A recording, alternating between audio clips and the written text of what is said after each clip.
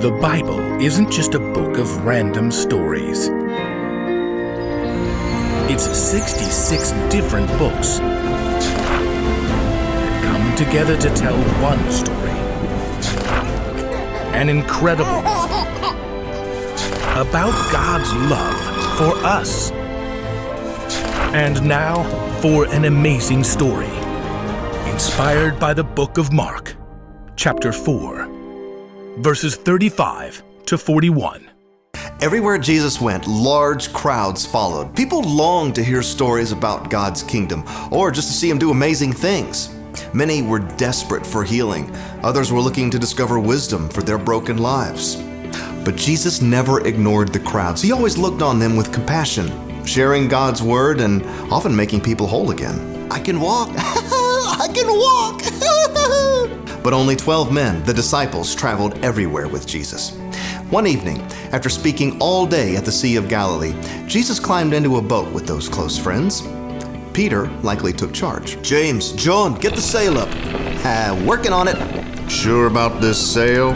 Getting a little windy. You want to row the entire way across the Sea of Galilee? Yeah, okay, fine. As dusk settled, the sun dipped below the hills, and the boat set out across the lake. At this rate, we'll reach the other side in no time. I still don't like the look of those clouds. Hey, Jesus, what's that story you told today about the mustard seed? I get that it grows big, but... Shh, he's asleep. What? Just look. He's catching 40 winks, extra Z's, some shut-eye. You'd think he could help us navigate or something. Come on, James. I didn't see you teaching and healing all day. As night set in, the wind whipped up in wild gusts. Shouldn't we be able to see the shore by now? I think the wind's beating us back. The rising waves hurtled the boat up high, only to dash it back down again. Lower the sail. On it. And don't you dare say, I told you so. Watch out, look at the wave. Taking on water. Desperate, the disciples tried to bail water out of the boat, but wave after wave crashed over their heads. We're going down. We're gonna die. We're trying, all right? Everyone's doing something, except Jesus. They all peered through the wild sprays of water toward the back of the boat, and sure enough, there was Jesus fast asleep on his cushion. How's he sleeping in all of this? The disciples crowded to the back of the boat, shaking Jesus awake. Teacher, save us.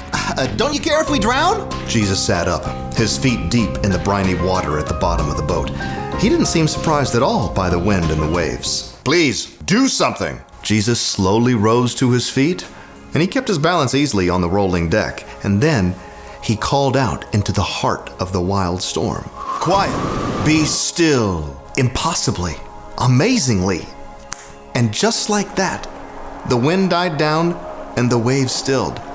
And in moments, the boat was rocking gently on a completely calm sea.